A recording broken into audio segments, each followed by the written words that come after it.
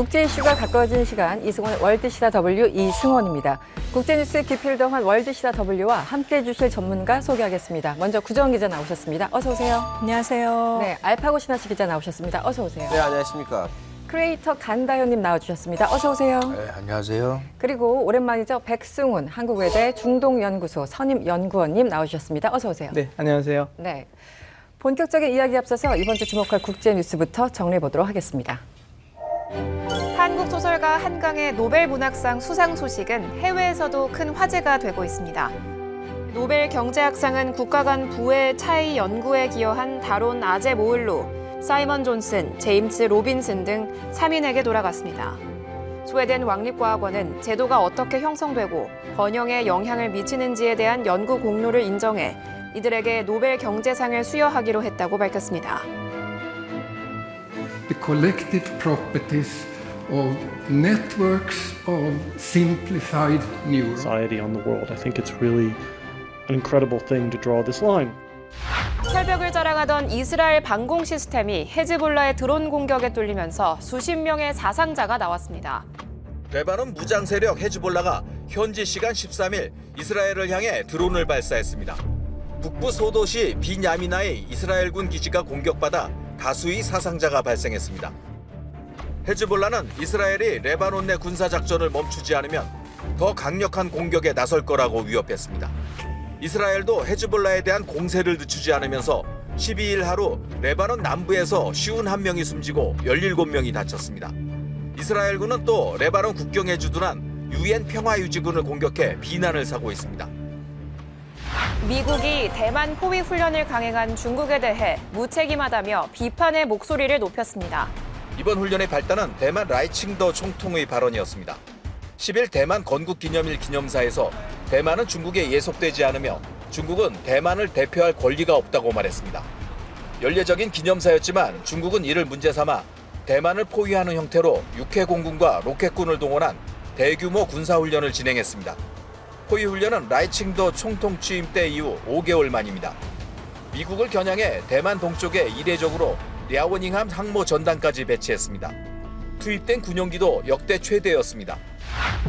우크라이나 수도에서 콘서트를 즐기던 남성들이 모병관에게 강제로 끌려가는 모습이 담긴 영상이 소셜미디어에서 확산하고 있습니다.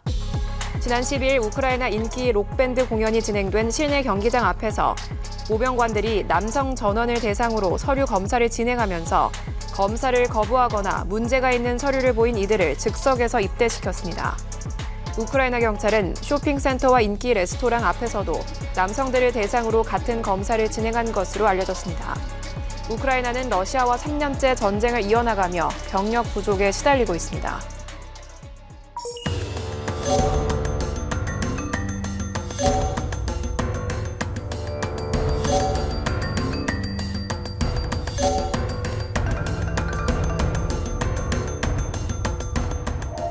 네, 대한민국 한강 작가의 노벨 문학상 수상. 저는 이거 보자마자 와, 올해 최고의 뉴스구나. 아니면 내 인생의 최고일 수도 있겠다라는 생각이 들었습니다. 어떠셨어요, 구정아 기자님? 그때 같이 있었죠, 들었잖아요. 우리? 네.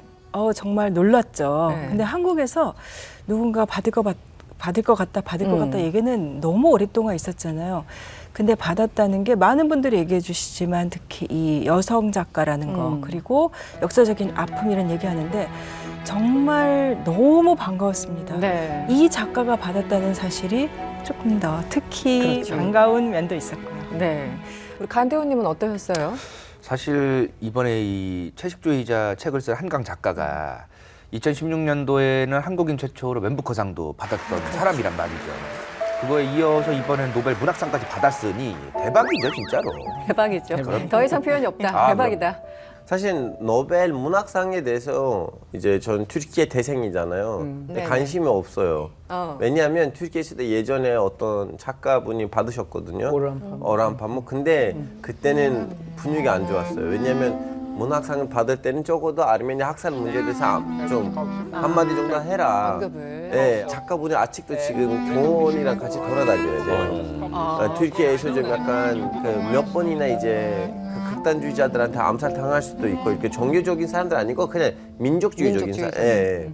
근데 이 한강 작가는 예전에 받았던 상이 있잖아요, 맨부커상. 근데 이 맨부커상을 받은 책들 보시면 진짜 작품들이 너무 훌륭하거든요. 근데 그 아무런 정치적인 배경도 없고 그리고 진짜 생 그 문학의 힘으로 나온 책들이에요. 예를 들면 제일 대표적인 건 라이프 오브 파이예요. 혹시 영화로 나왔다 보신지 영화는 모르겠지만 봤어요. 저는 한강 작가를 되게 좋아하는 이유가 제가 2016년에 맨부커상을 이제 받으실 때 제가 영국에서 유학생활 막바지였어요. 그래서 제 자존감이 거의 바닥으로 갈 때라서 아, 나는 뭔가 이렇게 할 때 그래도 그 한강 작가 분께서 되게 여러 어려움을 겪고 그다음에 이런 것들도 딱 해내는 걸 볼 때 그래 웃기지만 제가 괜히 감정이입을 해서 되게 맨부커상을 제 상처럼 이렇게 기뻐하고 그때는 박사 논문 마무리하면서 그 유튜브 켜놓은 거에서 들었는데 요번에도 똑같이 그런 학위 논문은 아니었지만 논문 게재하기 위해서 쓰고 있는데 그게 들려서 그것도 조금 데자부 같기도 하고요. In her oeuvre, Han Kang, as expressed in the Academy citation, confronts historical traumas and in each of her works exposes the fragility of human life. 박사 논문도 통과됐으니 이번에 는 것도 그럼 게재하겠다 그런 느낌으로. 갑자기 그렇게까지. 네, 그렇게. 뭐 노벨 문학상, 뭐 문학이 저 위에 있다면 우리 또 갑자기 세속적으로 도대체 어떤 경쟁자들이 있었을까?